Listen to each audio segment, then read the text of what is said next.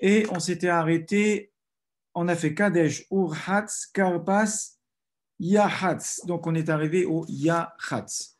Le Yahatz, c'est l'étape du Seder qui consiste à prendre la matzah du milieu, puisque dans le plateau du Seder, nous avons 3 matzot.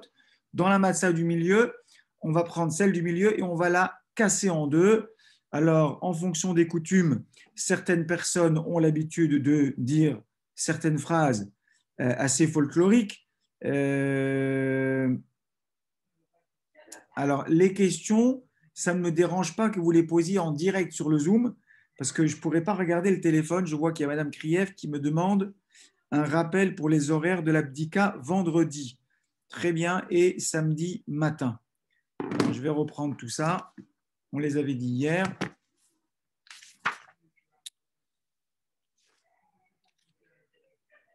L'abdika Tramet, ce n'est pas vendredi, c'est jeudi soir. Abdika Tramet, c'est jeudi soir à partir de 19h50, puisque c'est la sortie des étoiles. Ensuite, il y a ce qu'on appelle le Biur Hametz, que l'on fera vendredi matin. Ça, il faut le faire avant 11h06. Et voilà ce qu'il faut retenir. Le troisième horaire important, c'est celui de Shabbat matin, horaire au-delà duquel on n'a plus le droit de consommer du Hametz, c'est-à-dire 9h58. Attention, il y a de nombreux calculs sur les horaires. Moi, j'ai pris le plus strict s'agissant d'un interdit qui est un interdit grave, qui est l'interdit de consommer du Hametz à Pessah. Donc, on ne va pas s'amuser à gagner 15 minutes, 20 minutes et rentrer dans un safek que peut-être on n'avait pas le droit de consommer du Hametz. Donc, plus on s'éloigne de cet interdit, et mieux on se portera. On revient dans l'étape du Seder qui s'appelle le Yachatz. Donc, on prend la matzah du milieu et on la casse. Il faut la casser de manière à avoir une grande partie et une partie plus petite. Alors, Alpi Kabbalah, il faut réussir à faire un dalet et un vav. Je vous assure que depuis de nombreuses années, j'ai essayé. Quelques années, on s'en approche. C'est rarement le dalet et le vav. En tout état de cause, on a une grande partie et une petite partie. La plus petite partie qu'on aura coupée de la matzah du milieu, on la remet entre les deux matzot dans le seder. Quant à la grande partie, on la donne. Alors, on la donne à quelqu'un, généralement un enfant, à qui on va dire eh bien, écoute, il va falloir que tu restes réveillé jusqu'à la ficomane parce qu'il va falloir que tu nous la donnes, on en aura besoin. Il est d'usage de donner un cadeau à l'enfant qui est resté réveillé et qui a caché la ficomane. On peut s'amuser à faire un jeu le soir du seder, fermer les yeux, un cache-cache, et on lui dit il ne faut surtout pas qu'on regarde où tu vas la mettre. Et ce qui est important, c'est que toutes les premières étapes du seder sont censées éveiller la curiosité des enfants. Le karpas, on fait netilat yadayim, sans bracha, et on vient tremper un légume dans de l'eau salée. C'est quelque chose d'inhabituel par rapport aux autres jours de Yom Tov. Donc, ça éveille une curiosité chez l'enfant et ça lui permet de poser des questions. Ensuite, le yachatz, même chose. On va casser la matzah du milieu. On ne fait pas le motzi. On ne fait pas le motzi, alors que normalement, après le kiddush, on fait le motzi. Ça aussi, c'est censé éveiller la curiosité de l'enfant qui est à notre table ou des enfants qui sont à notre table. Et ensuite, on va demander à l'enfant de cacher la plus grande partie de la matzah qui va servir d'afikoman. Ça aussi, c'est censé garder l'enfant en éveil. Et tout de suite après, on a, je vais juste dire quelques mots sur le yachatz. Il faut surtout pas oublier, parce que généralement, on se lance dans le Maguid, on commence à raconter la Haggadah, et on se rend compte qu'on a oublié de remplir le deuxième verre. Or, le fait de remplir un deuxième verre participe également de cette idée qui consiste à éveiller, susciter la curiosité de l'enfant, puisqu'on a fait un kidouche, on se sert un verre de vin, généralement après on mange, là on s'est servi un verre de vin, on a fait nitila sans bracha, on n'a pas fait motzi, on a cassé une matzah, et on se sert de nouveau un deuxième verre de vin, et c'est à ce moment-là que l'enfant pose la question Manishtana alayla hazeh, en quoi cette nuit est différente des autres nuits? Et il va bien falloir lui répondre à quel point cette nuit est différente des autres nuits.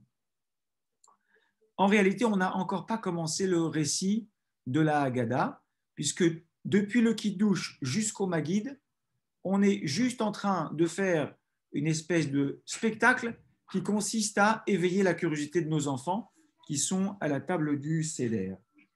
Voilà. Ensuite, une fois qu'on commence le Maguid, c'est important de savoir que normalement, on n'a pas le droit de s'interrompre pour parler de tout et de n'importe quoi. Il y a quand même une unité dans la Haggadah et le Seder de Pessah. On ne va pas perdre de temps en futilité. On a une priorité ce soir-là qui est le fait de raconter la sortie d'Égypte à nos enfants. Donc, c'est important de garder cette concentration-là et surtout de ne pas se perdre dans des conversations qui seraient futiles. Normalement, d'après la halakha, on n'a pas le droit de s'interrompre en parlant au milieu de la Haggadah. Voilà. Donc le Maguid, j'avais déjà expliqué que ce soir, on n'est pas là pour expliquer ou raconter ou faire des commentaires sur la Haggadah. Il aurait fallu consacrer plusieurs heures sur la Haggadah parce qu'il y a des choses passionnantes à dire. Mais je reviens sur le Yachatz. Quand même, je ne peux pas résister à l'envie de vous dire et de répondre à la fameuse question: pourquoi casse-t-on la matzah du milieu? Alors à cette question-là, bien entendu, il y a de nombreuses réponses. Je vous en livre une que vous pourrez ressortir le soir du Seder de Pessah. La matzah du milieu, vous savez que les trois matzot, c'est soit Cohen, Lévi, Israël, c'est soit Avraham, Yitzhak et Yaakov. Donc le chiffre 3 correspond notamment aux trois Avot. Et la matzah du milieu, c'est donc celle de Yitzhak. À Kadosh Baruch Hu, il y a un midrash qui est rapporté et qui dit que Kadosh Baruch Hu, à un moment, s'est interrogé sur la possibilité de délivrer les Bnei Israël d'Égypte dans la mesure où ils étaient empêtrés dans la Avodah Zara et c'était devenu de plus en plus compliqué d'avoir, je suis obligé à chaque fois d'admettre des gens, ok, de plus en plus compliqué de trouver des mérites pour pouvoir sortir d'Égypte. Donc, Akadosh Baruch Hu s'adresse à Avraham Avinu, et Avraham Avinu, qu'est-ce qui se passe? Ben voilà, tes enfants ont fauté, qu'est-ce qu'on fait? Et là, Avraham dit, s'ils ont fauté, il n'y a rien que je puisse faire. Akadosh Baruch Hu, tu es le juge suprême, et c'est à toi de décider quel doit être leur sort. Hachem dit, je me suis adressé au plus ancien des patriarches. Peut-être qu'il a un peu vieilli et que c'est très difficile pour lui d'avoir les bons réflexes, parce qu'Akadosh Baruch Hu, quand il part dans ce genre d'entretien ou de conversation, il attend quelque chose de notre part. Donc il va s'adresser au plus jeune des patriarches, il va s'adresser à Yaakov Avinu, il va lui dire: tes enfants ont fauté. Yaakov Avinu va dire: ils ont fait quoi? Ils ont fait Avodah Zara. Avodah Zara, c'est une faute très grave. Écoute, si toi tu décides qu'il n'y a rien qu'on puisse faire pour les sortir d'Égypte, alors ma foi, je ne vois pas ce que moi je pourrais faire. Là, Hachem dit: bon, je me suis adressé aux plus anciens, ça n'a pas marché. Je me suis adressé aux plus jeunes, ça n'a pas marché. Donc il va s'adresser à Yitzhak Avinu, le patriarche du milieu. Et là, Yitzhak a la bonne attitude et il dit à Hachem: ah, d'accord, ils ont fauté, il faut leur trouver un mérite. À partir de quel âge un homme est condamnable, notamment pour toutes les peines de mort? On le sait très bien, c'est 20 ans. Donc il dit de 0 jusqu'à 20 ans, on ne va pas compter. La durée de vie d'un homme moyenne, c'est 70 ans. Donc de 20 ans à 70 ans, il y a 50 années. La vie d'un homme, c'est 50 ans globalement, 50 ans où on peut faire des fautes. Yitzhak Avinu dit à Hachem, il lui dit: regarde Hachem, viens, on fait un deal. 50 ans. Tu prends 25 ans pour toi, tu prends 25 ans sur toi, et moi je prends les 25 ans sur moi et laisse-les sortir. Donc en souvenir et en commémoration de ce midrash et de ce deal, entre guillemets, qu'il y a eu entre Yitzhak Avinu, qui est représenté par la matzah du milieu, et Akadosh Baruch Hu, et le deal a été de couper la poire en deux et de dire: prends 25 ans pour toi et moi je prends 25 ans pour moi par mes mérites. Donc, on casse la matzah du milieu qui est représentée par Yitzhak Avinu. Voilà, ça c'est un petit chidouche sur le Yachatz. On va passer maintenant au Maguid, comme on a dit. Donc, le Maguid, c'est le récit de la sortie d'Égypte qui va nous emmener jusqu'à Rohtza. D'accord? Donc, il faut juste se rappeler que le récit de la sortie d'Égypte, il commence par Gnaï, par des choses qui sont méprisables. On rapporte le fait que nous étions, dans un premier temps, des Ovdei Avodazara, donc des idolâtres, et il se termine par des Shvachim, il se termine par des louanges, notamment les louanges du peuple juif. Donc ça, c'est un petit peu le fil rouge et le fil conducteur du Maguid qui va nous amener jusqu'à Rohtza. Très bien. D'ailleurs, je dis au passage que c'est une excellente chose à chaque fois dans le Seder, et ça anime un petit peu le Seder de Pessah, que de dire on est au Kadesh, on va faire le Kiddush. Première étape, on dit Kadesh, et tout le monde récite avec nous Kadesh. Deuxième étape, Urchatz, on dit Kadesh, Urchatz, etc. Et ainsi de suite. Et comme ça nous permet de garder les bonnes étapes en mémoire et de ne pas se tromper, parce que la soirée est longue et on doit rester concentré. Donc après le Maguid, il y a Rohtza. Rohtza, c'est la Netilat Yadayim que l'on va faire avant de manger la matzah. Cette Netilat Yadayim est à faire avec bracha, puisqu'elle va nous permettre de manger la matzah. Je dis un petit détail halachique très important. En réalité, j'ai posé cette question cette année. Pour l'instant, personne ne m'a répondu. Alors, je sais que je vais arriver tout à l'heure au Korech et je ne vais pas hésiter à redire, parce que c'est très intéressant, ces échanges que j'ai avec vous, et je remercie les personnes qui me renvoient des questions et des réactions sur le groupe, parce que ça me permet d'échanger avec eux, notamment sur le Korech, quelque chose d'intéressant que j'ai appris avec une intervention de M. Mazouz hier. Donc, n'hésitez pas. Et ce qui est important, c'est qu'on échange. Et un Seder de Pessah, c'est très particulier, très familial et très lié et adossé aux coutumes. Nous avons bien entendu un Seder qui répond à certaines formes et à certaines règles de loi, mais il y a énormément de minhagim et de coutumes. Et c'est important de savoir. Moi, je n'ai jamais passé un Seder de Pessah chez une famille ashkénaze.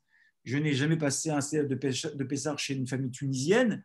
En réalité, quand on regarde bien, si on remonte, on est rare. Moi, je suis rarement invité le soir du Seder de Pessah.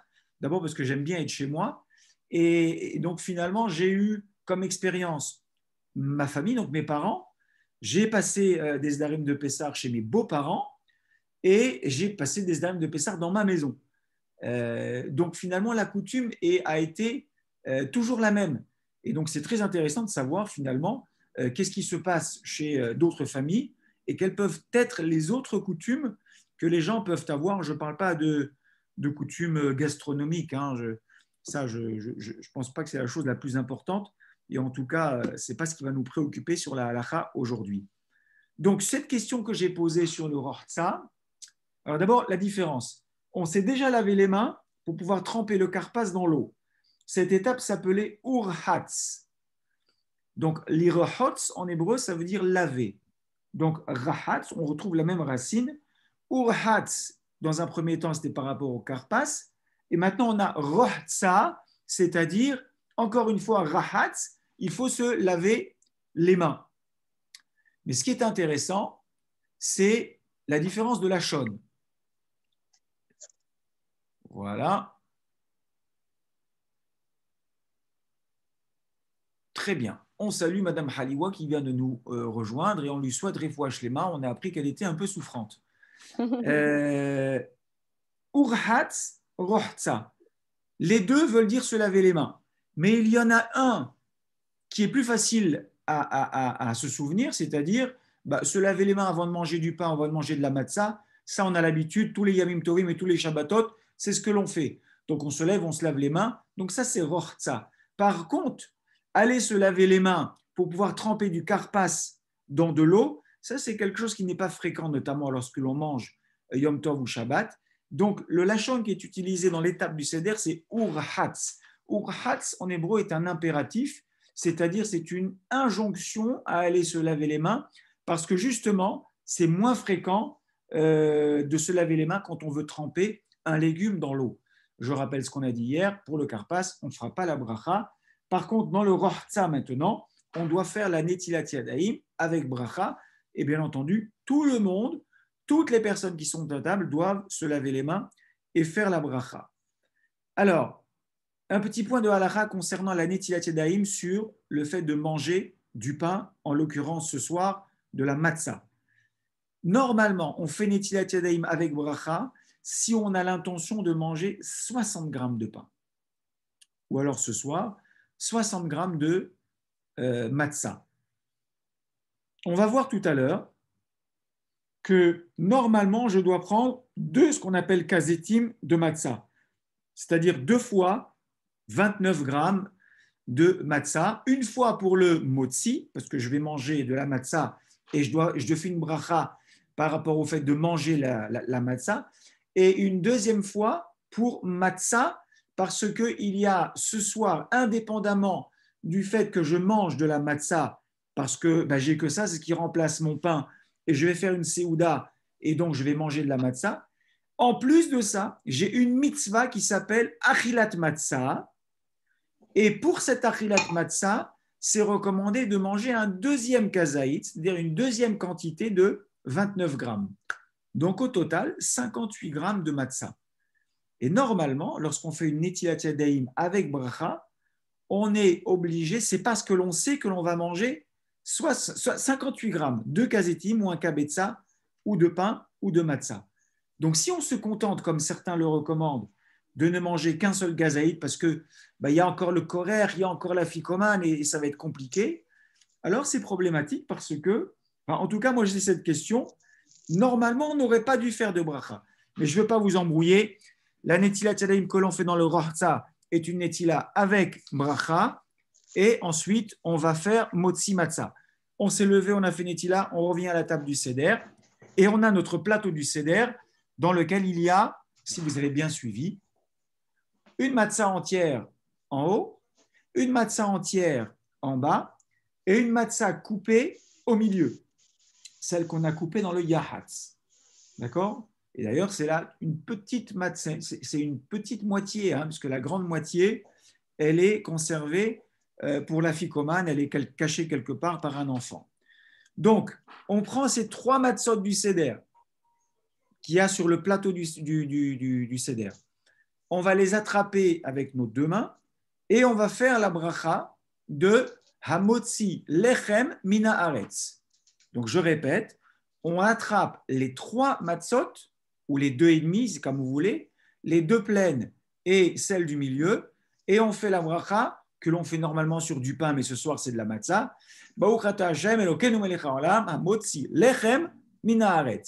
Une fois qu'on a terminé cette bracha, on lâche la matzah du bas, parce qu'elle n'est pas concernée par elle ne va pas être consommée. On lâche la matzah du bas, on ne garde que la matzah entière et la demi-matzah dans les mains, et on fait la deuxième bracha, Hashem Elokeinu lechaolam asher kiddeshanu bemetzotav etzivanu al achilat matzah. Là, ce n'est pas une bracha de profit, c'est-à-dire je vais manger une pomme, je vais manger une poire, je vais manger une banane, je vais manger du pain, je vais manger de la matzah. C'est une bracha pour pouvoir profiter. Là, la deuxième bracha est une bracha de mitzvah, c'est-à-dire ce soir, je n'ai pas simplement l'obligation de faire une bracha pour pouvoir manger et profiter, j'ai également une mitzvah de manger de la matzah ce soir de Pessah. Je rappelle, très important au passage, que la bracha de Al-Achilat Matzah, je répète, la deuxième, Ba'uchata Hashem Elokeinu melech haolam, asher kiddeshanu bemitzotav etzivanu, Al-Achilat Matzah. Je vais la traduire parce qu'elle est importante pour qu'on comprenne la différence qu'il y a avec la première. La première, c'est Ba'uchata Hashem Elokeinu melech haolam. Baruch, Hashem il est Baruch, Elokeinu melech haolam, notre Dieu roi du monde, Hamotzi lechem mina haaretz, qui fait sortir le pain de la terre. Oui, c'est pas un abus de langage. La matzah, ça s'appelle du pain. Ça s'appelle lechem oni. Donc la bracha n'a pas changé selon que je mange une challah ou selon que je mange une matzah. Une fois que j'ai fini cette bracha me permet de manger de la matzah. La deuxième bracha indique que je m'apprête à faire une mitzvah. Baruch ata Hashem, Baruch Hashem, tu es Baruch, Elokeinu melech haolam, notre Dieu, roi du monde, Asher kideshanu, qui nous a sanctifiés, Bemitzotav, avec ses mitzvot, et il nous a ordonné, Al achilat matzah, il nous a ordonné de manger de la matzah. Autrement dit, le soir du Seder de Pessah, j'ai un ordre de manger de la matzah, je n'ai pas d'autre choix que d'en manger. Et cette mitzvah ne se présente que le premier soir de Pessah. Pour nous qui sommes en Chutz Laaretz, on a Sfeka de Yoma, on ne sait pas si le vrai Yom Tov c'est le premier ou le deuxième soir. En Israël, ils ne feront qu'un soir. Le deuxième soir de Pessah, où je vais recommencer mon Seder, je vais de nouveau dire la bracha à l'achilat matzah, parce que de la même manière que j'avais... Quel micro? Mais j'entends rien, moi. C'est très bien. À l'achilat matzah, aussi le deuxième soir, et c'est tout, c'est terminé pour la fête de Pessah. Il y a malheureusement beaucoup, et j'ai vu cette erreur de manière répandue. Alors au Maroc, je sais pas où ailleurs en Afrique du Nord, j'imagine chez beaucoup de gens, c'est qu'à chaque fois qu'ils vont manger de la matzah, alors là, ça va être samedi soir, dimanche soir, mais aussi dimanche matin, lundi matin, mardi matin, mercredi, jeudi au petit déjeuner, ils font alachilat matzah, et ça c'est une erreur, c'est une bracha levatala, c'est une bénédiction qui est dite en vain avec le nom d'Hachem qui est prononcé en vain, et ça c'est extrêmement grave, il ne faut surtout pas le faire. Donc je répète, la bracha sur la mitzvah de manger de la matzah, ce n'est que le premier soir de Pessah et le deuxième soir de Pessah, c'est tout. À chaque fois qu'on va vouloir manger de la matzah tous les autres jours de la semaine, on dit Hamotzi lechem mina haaretz, comme si on allait manger du pain. Voilà. J'avais expliqué hier, et je ne sais pas si ça a fait son chemin, que lorsqu'on a, Baruch Hashem, une grande tablée, 10, 15, 20, 30 personnes, alors on doit couper un petit peu de la matzah du haut, un petit peu de la matzah du bas, et on doit goûter des deux, et on doit manger un kazaït. Ça, c'est le minimum. Dans l'idéal, il faudrait en manger deux. Alors, je vais donner les shiurim. Je parle de kazaït, c'est-à-dire le volume d'une olive ou alors le volume d'un œuf. Généralement, le volume d'un œuf, c'est 2 fois le volume de l'olive. D'accord ? Il y a bien entendu plusieurs avis sur les règles de calcul de ces volumes. Je vais donner essentiellement 2 avis pour que les choses ne soient pas trop confuses et que l'on sache que quand c'est trop difficile, alors au lieu de se fixer la barre haute, on va se fixer la barre basse. D'accord ? Donc, un kazaïd pour Motzi lechem min haaretz et un kazaïd pour l'achilat matzah. Je vais revenir, comme je vous l'ai dit, sur les shiurim, sur la quantité de matzah à manger. Alors maintenant, si je dois manger, et d'abord, bien entendu, je casse un morceau de matzah du haut et la deuxième, et je consomme, parce que j'ai fait une bracha. Et ensuite, je vais donner un petit bout à chacun, et c'est tout l'intérêt d'avoir chacun son sac de kazaït, dans lequel il y a rangé dans mon sac toutes les différentes quantités de matzah que je veux consommer. Et j'ai reçu du chef de famille un petit bout de matzah que je vais compléter avec un kazaït ou 2, selon qu'on a la force, pour pouvoir manger le kazaït de matzah correctement. Voilà. Il ne faut pas s'interrompre et parler tant qu'on n'a pas terminé la consommation du kazaïd. Lo yasir al sheochal kazaïd me matzah. Maintenant, s'il a parlé, bien entendu, il n'est pas obligé de recommencer à consommer de la matzah comme s'il n'avait rien fait. Ce serait interminable et ce serait insupportable. Mais a priori, on doit manger et pas s'interrompre jusqu'à ce qu'on ait mangé la quantité de matzah. On a Kaimalan mitzvot tzrichot kavana. Le Rav Ovadia Yosef, il tranche qu'on a pris sur nous que pour faire les mitzvot, il faut avoir une kavana, c'est-à-dire le matin, quand je mets mes tefilines, je ne suis pas en train de rêver à ce que je vais faire après. Donc, la kavana minimaliste, c'est de dire Hachem, il m'a demandé de mettre les tefilines, donc je vais mettre les tefilines parce que Hachem me l'a demandé. La kavana, et on n'a pas, si déjà on a ça, c'est déjà très bien. La kavana minimale, lorsque l'on consomme de la matzah, puisqu'on a expliqué que c'était une mitzvah le soir du Seder de Pessah, c'est de penser que avant de manger, je vais m'acquitter d'une mitzvah, d'un commandement divin qui a été énoncé par Hachem dans la Torah. Ça, c'est vraiment quelque chose d'important. La achilat matzah doit se faire beheseva, c'est-à-dire elle doit se faire accoudée. Comme on a dit pour les arba kosot, pour les 4 verres de vin, à chaque fois que l'on va manger quelque chose dans lequel il y a de la matzah, soit motzi, soit matzah, soit korer, je dois manger accoudé. Si les hommes ne se sont pas accoudés, ils ne sont pas quittes et ils doivent recommencer. Je ne parle pas des gens malades ou des gens pour qui c'est devenu trop difficile de manger. On en dira peut-être 2 mots tout à l'heure. On parle du principe qu'on ne parle ce soir que Baruch Hashem de gens jeunes, bien portants et qui sont très contents de faire un seder et qui ne sont pas indisposés par manger de la matzah ou boire du vin. Donc voilà, pour l'instant, on reste dans un cadre, on va dire, classique. Si on ne s'est pas accoudé, on doit recommencer à manger. Et les femmes doivent s'accouder également, comme on a dit. Par contre, la différence avec les femmes, c'est que si elles ne se sont pas accoudées, elles n'ont pas l'obligation de manger de nouveau les quantités de matzah. C'est très important de ne pas accommoder ou agrémenter sa matzah avec de la salade. Il est très important de ne garder et de ne manger, quand on mange les kazetim de matzah, de ne manger rien d'autre que de la matzah. Pas de salade, pas de truc pour faire passer le goût, pour que ce soit meilleur. Le goût qu'on doit avoir ce soir, c'est vraiment le goût de la matzah et de rien d'autre. Un petit mot justement par rapport aux personnes qui seraient fragiles. Si une personne est âgée ou malade, et c'est trop difficile pour elle de manger un kazaït de matzah comme ça tout seul, il aurait le droit, on parle bien entendu d'une personne âgée ou malade, d'émietter un petit peu sa matzah pour ne pas vraiment avoir des grands morceaux à mettre dans sa bouche et de commencer à mâcher. Et quelquefois, la mastication est pénible pour les gens qui sont âgés. Donc, il a le droit de l'émietter un peu. Attention, on dit émietter, on ne dit pas piler. Hein, on ne permettra pas de la piler totalement et d'avoir une espèce de poudre que l'on va ingurgiter. Ça, ce ne serait pas correct. Voilà. Yochal kazaït bereva. Ça, on fera attention tout à l'heure quand on parlera des shiurim et des quantités qu'il faut manger. Alors, bien entendu, j'ai sélectionné les halachot les plus importantes et celles à côté desquelles il ne faut surtout pas passer.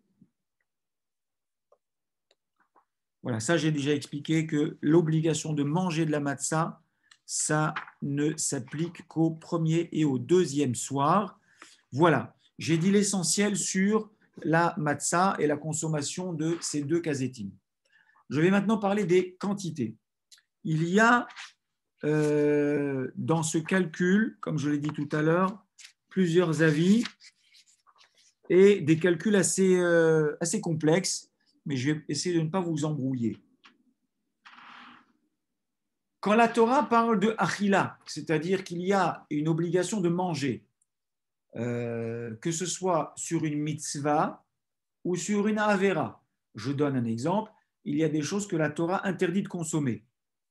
Le cochon, les animaux taref, les animaux interdits, les shkatsim, les hermassim, toutes les choses qui sont abominables que la Torah a citées et a mentionnées. La condamnation qui est prévue par la Torah ne s'applique que dès lors que j'ai fait un acte qui s'appelle manger. Au regard de la Torah, je parle de la Torah, hein, ne s'appelle manger que lorsque j'ai mangé une certaine quantité. C'est-à-dire que si j'ai mangé moins que cette quantité, c'est interdit.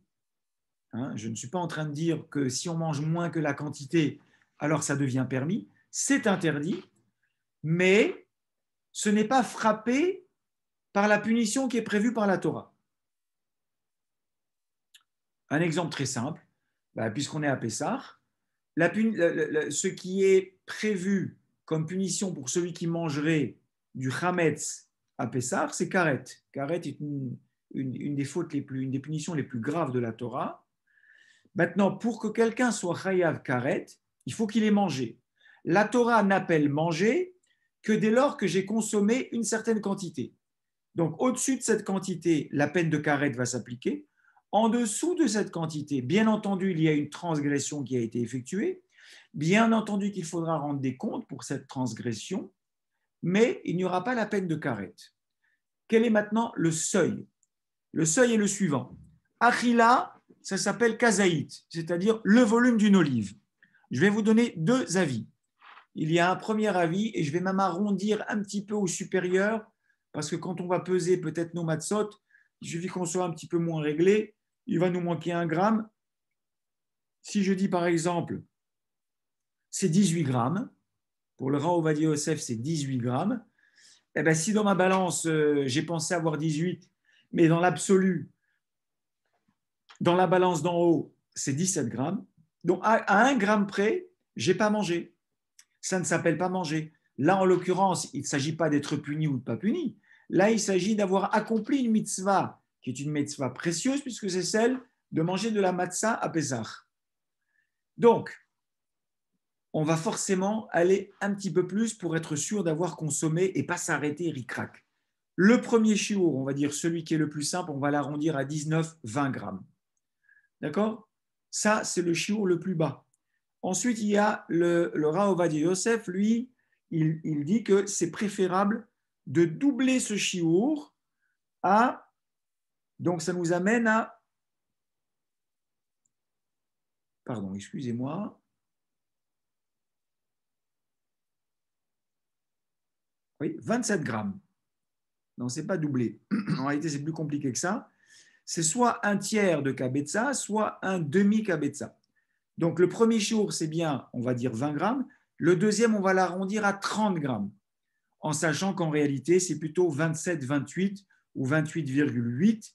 Mais bon, voilà, c'est les petites poussières qui vont nous manquer. Donc, on va arrondir à 30 grammes. Donc, pour motzi matzah, il faut manger normalement 2 kazetim. Si on ne peut pas, alors on n'en mangera qu'un. Est-ce que j'ai réussi? Si je ne peux pas, alors j'en mangerai un seul. Mais puisqu'on est dans Achilat Matzah, qui est Deoraita, il est bien entendu qu'on ne va pas imaginer se contenter d'un 18, d'un 19, d'un 20 grammes et qu'on va préconiser plutôt un 30 grammes. Là, on est dans Achilat Matzah. Il est quand même très fortement recommandé d'aller jusqu'à 30 grammes pour le premier kazaït. Si j'ai de la force de manger un deuxième kazaït, alors peut-être je vais me contenter de 20 grammes. Et si on va être tranquille, alors on en prend 2. Et si on a la force, Baruch Hashem. Après, le soir de Pessah, il faut savoir, est-ce que je garde de la force? Est-ce que je garde de la place pour le repas? Est-ce que je garde de la place pour les éventuelles salades? Ou est-ce que je garde de la place pour une mitzvah qui ne va se présenter qu'une fois dans l'année? Bon, je vous laisse trouver la réponse. Voilà, je vous ai parlé du chiour de Kazaïd pour la matzah. Je suis maintenant à Maror. Donc, on a déjà fait Netilat Yadayim, on a fait Motzi Matzah, et dans notre plateau du Seder, il nous reste quoi finalement? Il nous reste une seule matzah entière, qui est la matzah du bas. Madame Bentura lève la main. Voilà, si vous avez une question à ce moment-là, c'est le moment de la poser. Je vous écoute. Oui, bonsoir, monsieur. Excusez-moi. Je voulais savoir pourquoi. Donc, Réactivez j'ai votre bien. micro. Ah, j'ai pas le micro. Vous m'entendez? Je ne Vous vous entends m'entendez? pas. Ah, peut-être que. Allô? Ah là là. Voilà, c'est bon. C'est bon? Je Vous m'entendez? vous entends. Toujours pas? Si on vous Ah entend. oui. Alors, je voulais savoir, parce que donc, j'ai bien entendu ce que vous avez dit sur les shiurim de la matzah, en fait, qu'il fallait manger 2 kabitzim. Mais je voulais savoir Deux pourquoi. kazetim, deux Ah, kazetim. 2 kazetim, pardon. C'est quoi le Mais volume? je voulais savoir pourquoi est-ce qu'on ne peut pas manger en fait un morceau de matzah et compléter après par le repas. Ça veut dire que juste manger peut-être à la rigueur, je ne sais pas, une certaine quantité et un petit peu plus tard compléter avec… Quelle enfin, quantité? Quelle quantité ben, suggérez-vous de manger maintenant, une fois que vous avez fait le motzi? Euh, A priori, peut-être même moins que 30 grammes. Juste manger un petit peu et après compléter le reste pendant le repas. C'est pas Merci, possible. Natura. Vous posez toujours de très bonnes questions et vous me faites, vous me dites aussi que j'oublie certaines choses. Et avec vos questions, je me rappelle que je ne vous ai pas tout dit. Alors, ce que vous me proposez est problématique pour la raison suivante, c'est que j'ai oublié de parler de quelque chose. Il y a une quantité de matzah à consommer, mais il y a une autre chose qui est éminemment importante, c'est que cette quantité doit être consommée dans un laps de temps. C'est-à-dire que si, par exemple, comme hier, je vous ai dit pour le vin, vous savez, je vous avais dit, l'idéal, c'est de prendre son petit verre de 10 centilitres et de le boire d'un seul trait. Si on le sirotait et si on mettait trop de temps à le consommer, ça ne s'appelle plus boire et donc on ne serait pas quitte. Concernant les aliments solides, en l'occurrence la matzah, si je prends un petit bout et je m'arrête et j'attends 5 minutes et je reprends un petit bout et je vais dire, mais au bout d'une heure, j'ai consommé 70 grammes. Donc c'est très bien. On m'a demandé de consommer 56 grammes, j'en ai pris 70. Sauf que le laps de temps qui s'appellerait manger, parce que là, quand on mange par petits bouts, ça ne s'appelle plus manger. Et d'ailleurs, je vais vous donner la réponse. Je vais vous parler d'autre chose. Vous savez qu'à Kippour, un malade qui doit manger, qui est en danger de mort, et on lui dit, on lui dit pas tu fais Kippour et après Kippour tu vas mourir. Hein. Il faut qu'il mange. C'est une obligation pour lui de ne pas jeûner et de manger. Pour autant, c'est tellement grave de manger à Kippour, on lui dit tu vas manger par petites étapes. Tu vas manger moins qu'un kazaït et tu vas attendre 10 minutes. Et après 10 minutes, tu vas recommencer moins que kazaït et ainsi de suite pour qu'il ait la quantité de nourriture qui lui permet de vivre. Et pour autant, il n'aura pas transgressé, même si ce n'est pas une transgression. Donc, idem ici, si quelqu'un venait à manger par petite quantité dans un laps de temps qui est trop long, ça ne s'appelle plus manger. Or, ce soir, nous sommes intéressés par al-achilat matzah. Hachem, il nous a ordonné de manger de la matzah. Mais tu n'es pas en train de manger, tu es en train de grignoter. Grignoter, ça ne s'appelle pas manger. On veut que tu manges. Donc, maintenant, je parle du laps de temps. Alors, c'est pareil, hein. On a toutes les données. Hein. Je crois que ça commence à 2 minutes, il y a 4 minutes, il y a 7 minutes, il y a 10 minutes. Donc, il y a tous les laps de temps. Celui qui peut battre le record du monde, c'est-à-dire manger, alors l'idéal, ce serait manger 2 kazetim, un peu moins de 60 grammes, en moins de 2 minutes. Lui, il a tout fait parfaitement. Sauf que là, il faut se lever tôt. Ce n'est pas donné à tout le monde. Hein. 4 minutes est un temps raisonnable. Très souvent, vous allez vous rendre compte, et je ne sais pas comment vous faites vous, mais moi, j'ai l'œil sur la montre.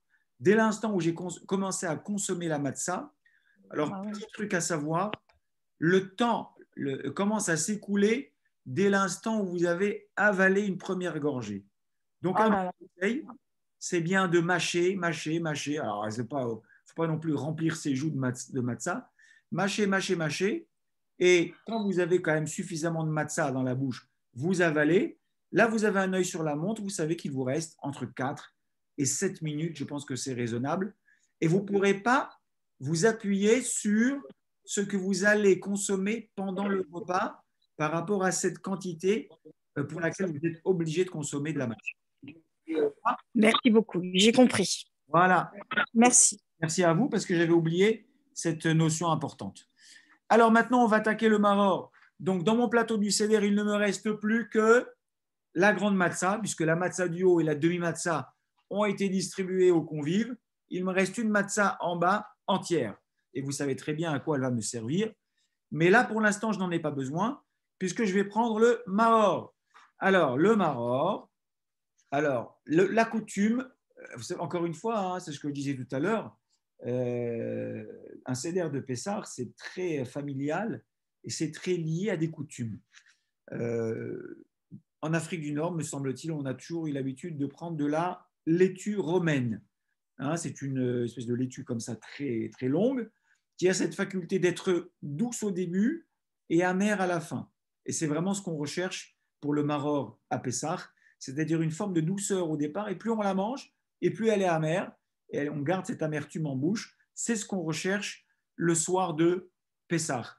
Sauf que la vérification de cette laitue est très, très, très problématique. Et si on ne la fait pas correctement, au lieu de faire une mitzvah, j'ai fait une avéra, c'est-à-dire que autant de verre que j'aurais consommé, c'est autant d'avérotes, et là, on n'en a pas besoin. Donc, il faut un lavage de la laitue très intense, avec de l'eau un peu savonneuse pendant au moins 5 minutes. Ensuite, il faut les rincer, et ensuite, il faut inspecter les feuilles à la lumière du jour des deux côtés. Et chaque feuille doit être inspectée et s'assurer qu'il n'y a aucune trace. On les voit très bien hein, quand on est devant une lampe. On voit très bien qu'une feuille est propre ou alors qu'il y a un verre qui traîne sur la laitue. Donc ça, il faut le faire. On préfère bien entendu celles qu'on avait du Gush Katif. Elles ont été cultivées hors sol, ce qui fait qu'elles n'ont pas autant de contact avec la terre. Pour autant, il faut quand même les vérifier. Certains ont l'habitude de consommer des endives. Alors, c'est sûr que c'est peut-être un peu moins bien par rapport à la romaine, mais il faut savoir qu'on est parfaitement quitte avec des endives. L'avantage de l'endive, c'est qu'elle nécessite une vérification beaucoup moins complexe parce qu'il y a beaucoup moins de risques de trouver des vers dans les endives, mais pour autant, il faut quand même bien les laver et les regarder quand même.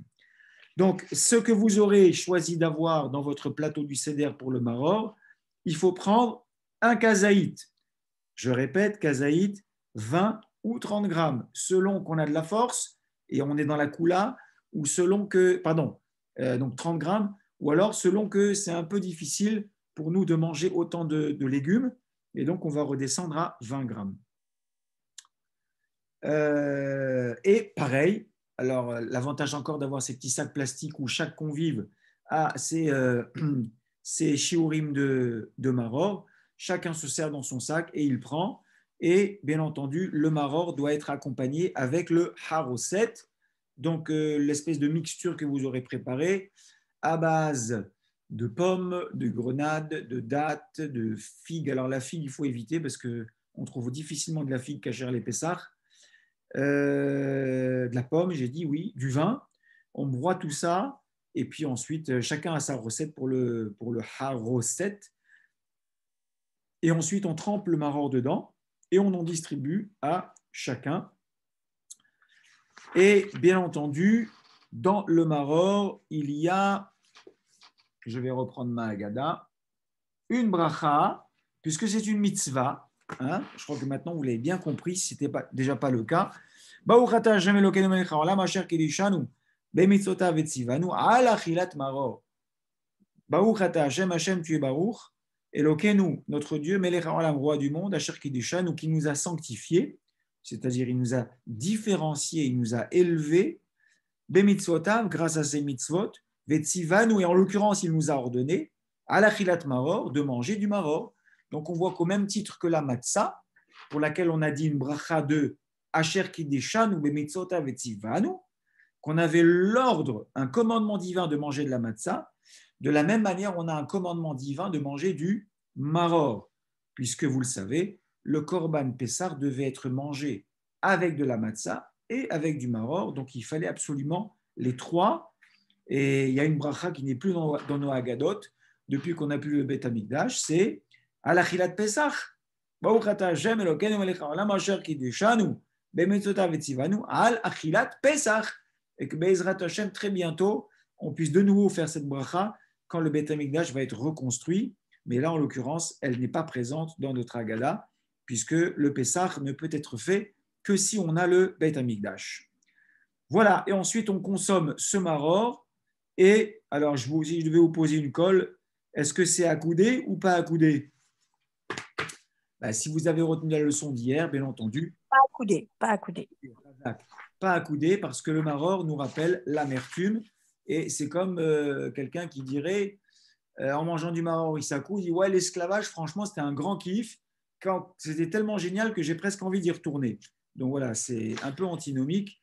Donc on ne peut pas s'accouder quand on mange du maror. Voilà. Eh bien, très bien, j'arrive donc au korer, le fameux sandwich. Hein, kricha en hébreu moderne, c'est un sandwich. Et là, grâce à M. Mazouz et à d'autres personnes, j'ai Mme Bentura aussi, qui a été la première à initier la question. puisqu'elle m'a fait part de la marloquette, entre guillemets, mais une marloquette Leshem Shamaïm, tous les ans, de savoir est-ce qu'on met la matzah à l'extérieur ou est-ce qu'on met le maror à l'extérieur. Alors, j'ai reçu de la part de M. Mazouz donc, des références qui faisaient état effectivement de coutumes où donc le maror était, la matzah était, donc elle enveloppait le maror et, pardon, la matzah elle enveloppait la haroset et le maror venait envelopper la matzah. Bon, moi jusqu'à hier je n'avais pas idée, pas connaissance de cette coutume-là, mais j'ai vu qu'elle est parfaitement fondée. En ce qui me concerne, j'ai toujours pratiqué différemment, c'est-à-dire qu'on prend de nouveau le maror avec le haroset, comme on a fait pour le maror, sauf que cette fois-ci, on va l'envelopper avec de la matzah. D'où va venir cette matzah? Bien entendu, c'est notre dernière matzah qui reste dans le plateau du seder, et on va prendre un petit bout de cette matzah, on va préparer ce sandwich, on va demander aux autres de se servir dans leur petit sac plastique. Ils vont prendre un kazaïd de matzah, encore une fois, 28 grammes, 30 grammes si vous avez la force. Si vous n'avez pas la force, vous restez à 20 grammes et vous enveloppez avec de la matzah de part et d'autre. En réalité, le korer, comme on va le dire dans la Haggadah, matzah ou maror blo bracha. La matzah avec le maror, c'est sans bracha. Pourquoi? Zecher la migdash. C'est en souvenir du migdash. Beyamenu yahudash. Be'ezrat Hashem, que très rapidement ça se renouvelle et qu'il soit reconstruit. Keilel Azaken. Parce que c'est juste pour s'acquitter d'un avis qui est l'avis de Hillel Azaken. Shayakor chan ve'ochlan bevatahat. Que lui, il les enveloppait et il les mangeait en une seule prise. Les Kayema Sheneemar, pour accomplir ce qui est marqué dans le Pasuk, Al Matzot, Umuorim Yuchluhu. Donc, matzah et maror, pour lui, c'est indissociable, pour Hillel Azaken.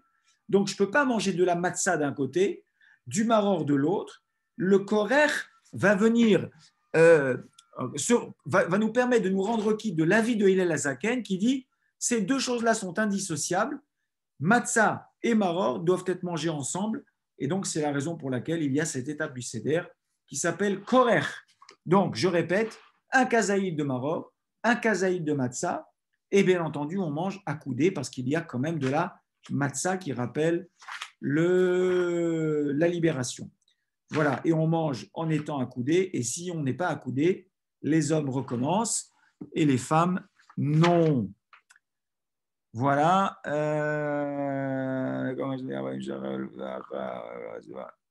Voilà. Il y a quand même une petite coula dans le korer. Si c'est très difficile à ce moment-là de recommencer parce qu'on ne s'est pas accoudé, alors on pourra ne pas recommencer parce qu'encore une fois, le korer est presque une étape facultative, presque supplémentaire, comme je l'ai dit, pour s'acquitter de l'avis de Hillel Azaken. Très bien. Alors maintenant, j'arrive au Shulchan Orer, le tant attendu Shulchan Orer, c'est-à-dire le repas. Et oui, j'ai tout fait. Donc là, il ne me reste plus qu'à servir soupe, msoki, je ne sais pas, les coutumes et les traditions que les uns et les autres peuvent avoir. Si l'on veut manger accoudé, harezem et shubah, c'est une très bonne chose. Et si tu ne peux pas manger accoudé, eh ben, tu manges assis sur ta chaise ou ton fauteuil. Le Rav il précise ici, et hacham aina verosho, celui qui est hacham, il a les yeux bien en face des trous et il ne va pas se remplir le ventre. Pourquoi? Parce qu'il sait qu'à la fin du repas, il a ce qu'on appelle l'afikoman. Et l'afikoman, c'est la fameuse matzah qui a été cachée. Donc, on va tout de suite aller à tsafoun. C'est-à-dire, on est presque arrivé à la fin du seder, chers amis. Voilà, tsafoun barer halel nirtza. Donc, tsafoun, une fois qu'on a fini de manger, on demande à notre jeune enfant de nous ressortir, et on espère qu'il ne s'est pas endormi. Donc, la matzah qu'il a cachée, ça s'appelle l'afikoman. Et cet afikoman, on va en prendre un petit bout, on va le distribuer à tous les convives et on va ressortir un kazaïd de matzah de nos fameux sacs plastiques.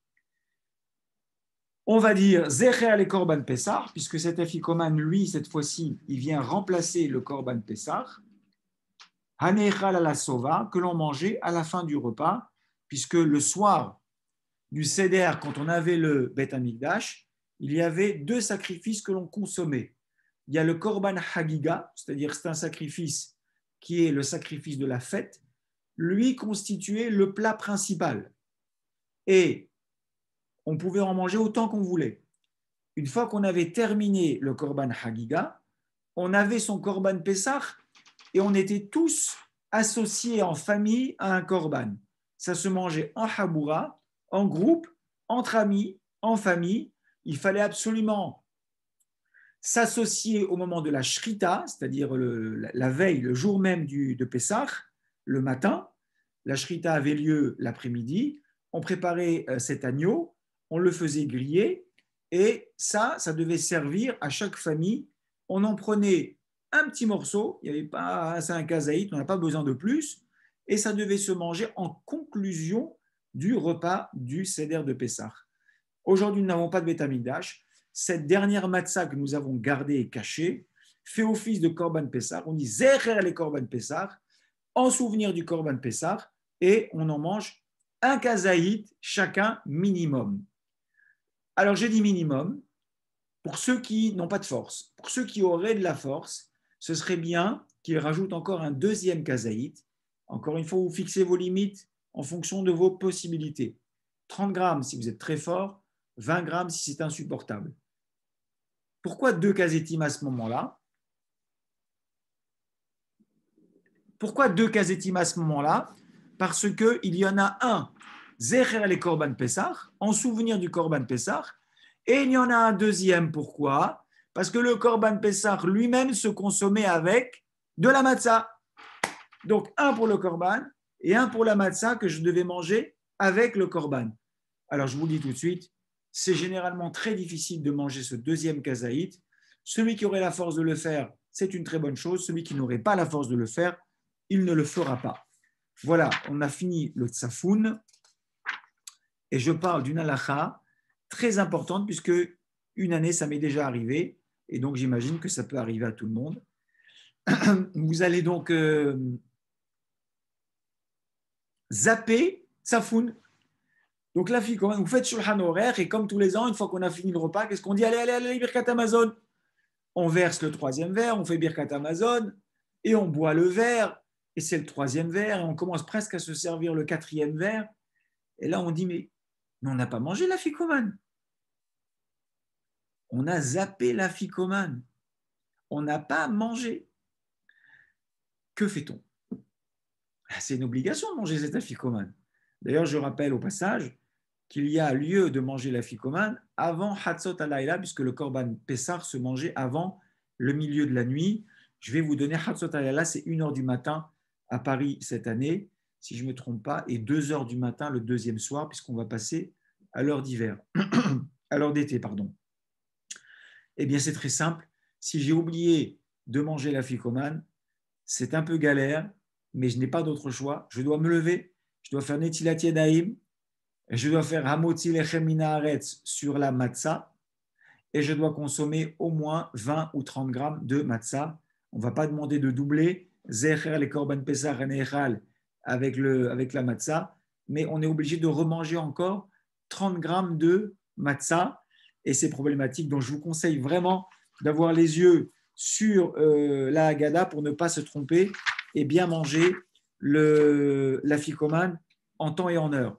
Une fois qu'on a mangé la ficomane, il faut savoir qu'on n'a plus le droit de manger quoi que ce soit, puisqu'on doit dormir avec le goût ce qui représente le Korban Pessah, en l'occurrence la matzah. On aura le droit, si on veut continuer à étudier, de boire de l'eau, de boire éventuellement thé ou café, mais pas plus et rien d'autre. Donc une fois qu'on a fini Tsafoun, avant-dernière étape, Barech, c'est-à-dire le Birkat Amazon. Donc on lave, on fait Maïm Acharonim et on verse le troisième verre. J'ai oublié de donner un détail important. Les verres doivent être rincés intérieur-extérieur. Alors on dit que s'ils sont propres, on n'a pas besoin de les rincer. Mais il faut savoir qu'Alpia Kabbalah, Alpia Sod, c'est-à-dire la partie mystique et mystérieuse de la Torah, c'est une très bonne chose de rincer les verres intérieur-extérieur entre chaque verre. Donc après le premier, le deuxième, le troisième. Et voilà, donc ça, si on a la force de le faire, c'est bien de le faire. Et on va verser ce troisième fer et on va faire Birkat Amazon. Quand on fait Birkat Amazon, c'est le seul endroit de tout le Seder où il est décommandé de s'accouder. Il ne faut pas s'accouder pendant le Birkat Amazon. La raison est simple. Birkat Amazon est une bracha qui est minatora, et c'est une mitzvah minatora, et elle requiert de nous beaucoup de concentration et beaucoup de sérieux. Donc on ne peut pas se permettre de s'accouder. Donc le Birkat Amazon devra être fait assis et c'est tout. Entre le troisième et le quatrième verre, on ne boira plus de vin. On peut boire pendant le repas, éventuellement en premier, deuxième, mais après le troisième et entre le troisième et le quatrième, on ne boira plus de vin parce que là, ça pourrait s'apparenter à mossif, c'est-à-dire tu donnes l'impression de boire 5, 6, 7, 8 verres. Or, il y a vraiment un yann de 4 verres. Entre le deuxième et le troisième, je ne peux pas me tromper parce qu'on a l'habitude de boire du vin pendant le repas. D'accord? Donc, on ne va pas dire que tu rajoutes des verres. Mais après le Birkat Amazon, on n'a pas l'habitude de boire du vin. Donc, si je rajoute une coupe de vin, c'est comme si je m'étais retrouvé avec 5 coupes de vin. Et ça, ce n'est pas possible. Avant-dernière étape, le Hallel. Vous le savez, la première partie du Hallel a eu lieu avant le repas. Et le Hallel est coupé en deux le soir du Seder. Et la deuxième partie du Hallel a lieu après le repas. Et là, il faut être joyeux, il faut chanter, il faut être dynamique, il faut avoir la Emouna en Akadosh Baruch Hu, il faut ouvrir sa porte, il ne faut pas avoir peur. C'est l'El Shimurim ce soir, on n'a rien à craindre et on doit chanter avec toute la famille le Hallel.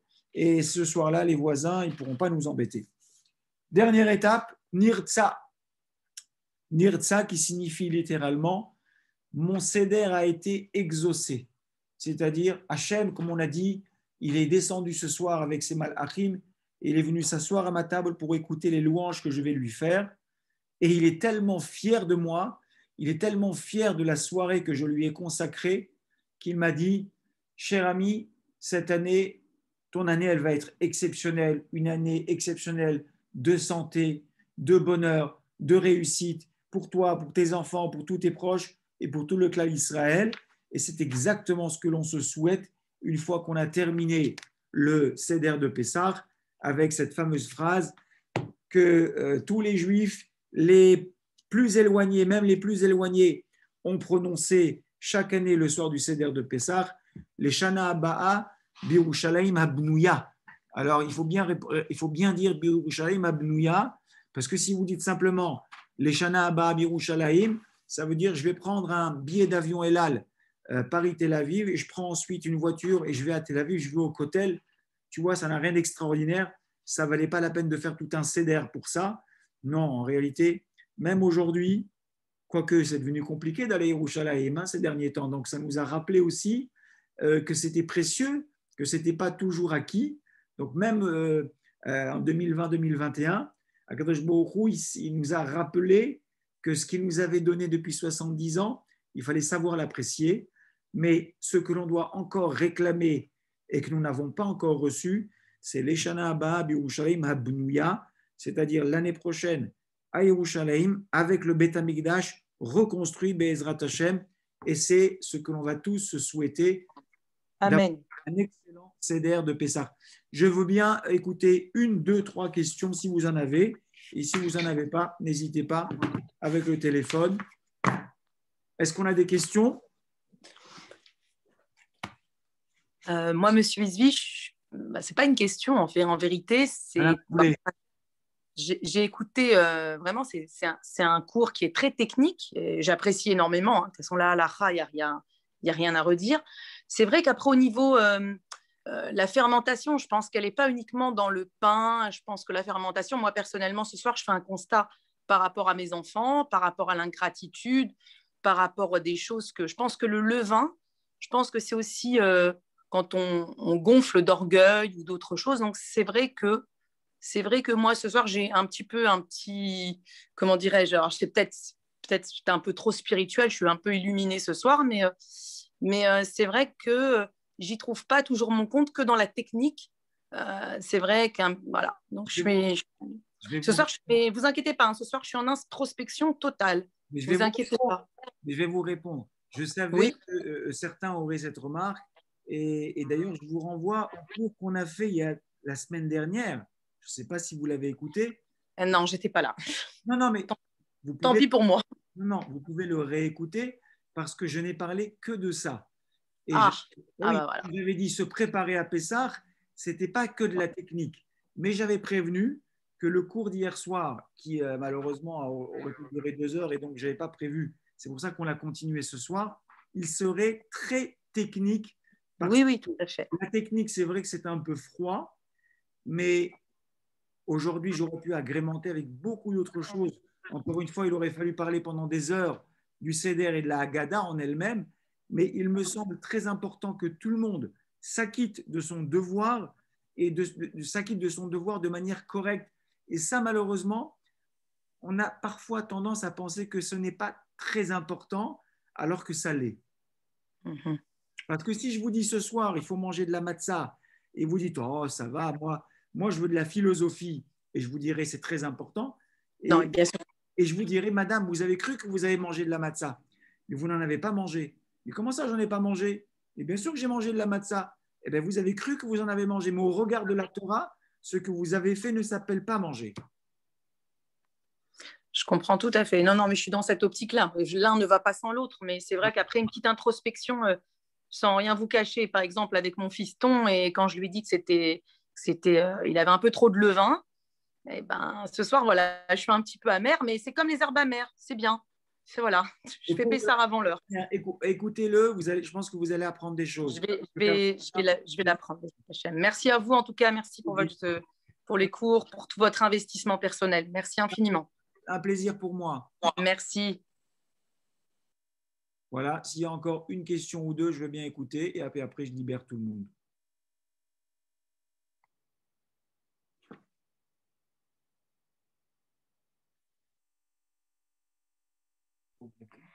Oui. Monsieur Izvi. Oui, Madame Ventura. Oui, je voulais juste rebondir sur ce qu'a dit Yael.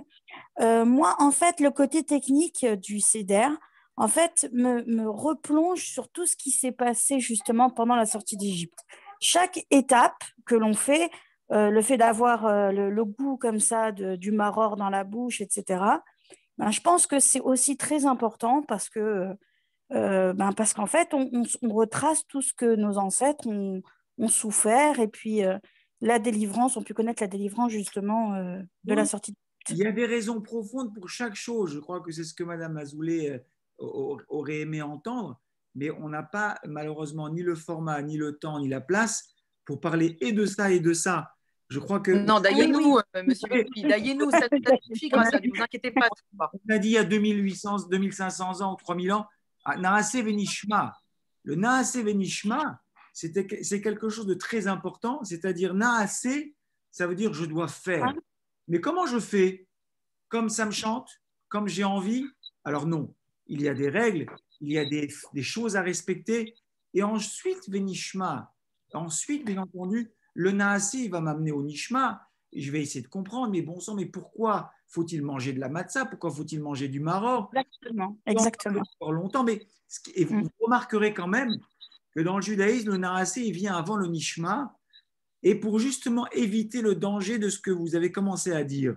Oh, c'est peut-être pas très important ces histoires de 27, 28. Et alors, si je n'ai mangé que 15 grammes, après tout, ça s'appelle manger. Ça, c'est une erreur grave que malheureusement beaucoup de juifs commettent en pensant que ce n'est pas si important que ça. Et finalement, avec le temps, on finit par s'affranchir des choses et finalement, on ne peut pas faire du tout. On aura perdu et le Naaseh et le Nishma. Donc, je pense que les deux doivent être conservés de manière très, très, très méticuleuse. Je réponds à Madame Krief, qui a posé une question en me disant, est-ce qu'il y a une disposition particulière pour le Seder, le plateau du Seder de Pessah? Je vais vous renvoyer à vos Haggadot, parce qu'il y a autant d'avis qu'il y a de Haggadah. Elles sont toutes très bonnes.